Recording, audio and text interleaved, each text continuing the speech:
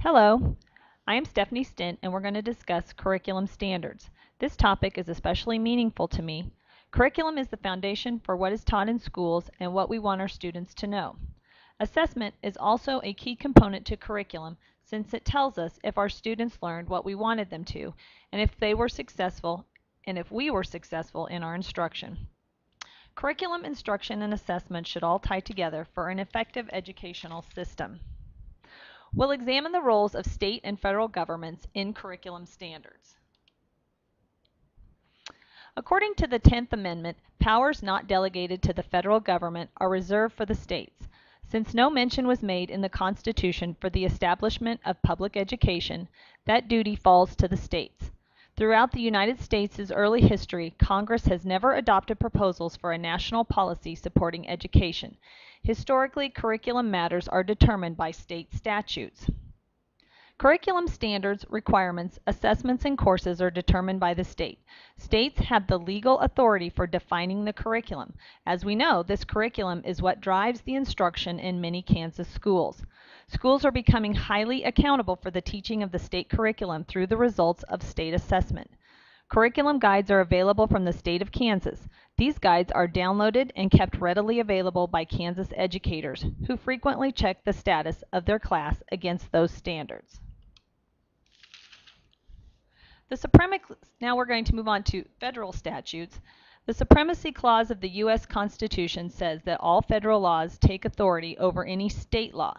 Because of this, the federal government can enact laws that prevail over state laws. There are federal aid programs such as Title I that require states to meet certain standards in order to receive federal funds. Here are a few of the more well-known laws and programs enacted by the federal government. Title I of the Elementary and Secondary Education Act is aimed at improving the academic achievement of disadvantaged students by encouraging schools to ensure a high quality of education to assist them in meeting proficiency on state assessment tests. Title I provides financial assistance to schools with a large portion of students with higher needs. By providing funds to these schools, it is hoped that more support can be provided for disadvantaged students to help close the achievement gap between high and low performing students.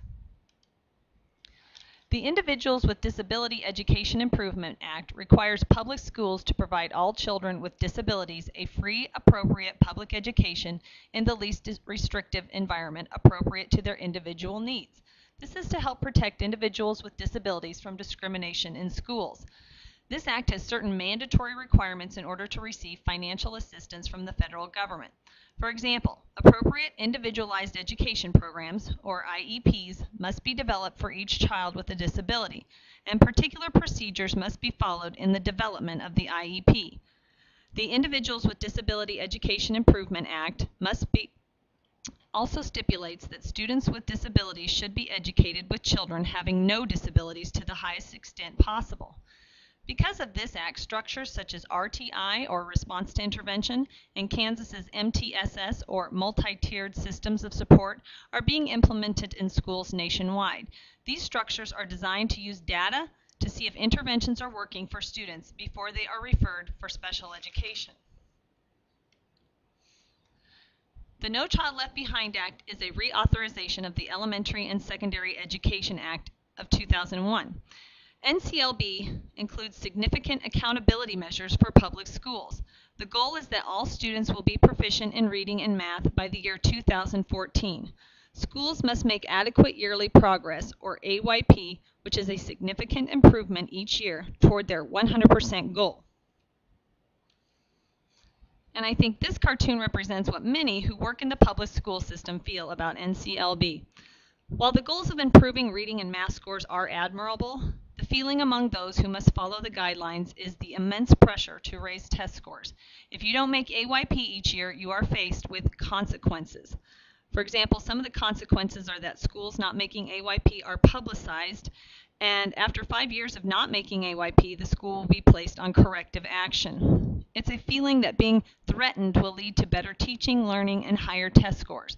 In addition, it is felt by public school staff that those in the federal government do not understand the challenges faced every day in order to meet the goals of these high-stakes tests. Accountability is important, but the feeling of punishment to improve test scores is pervasive among educators. In the past, as I mentioned earlier, each state has had its own process for developing, adopting, and implementing curriculum standards. This meant that each state has had their own expectations for student achievement. Most states are now choosing to adopt the Common Core standards. These Common Core standards are designed to provide more consistency and clarity about what is expected of student learning across the country.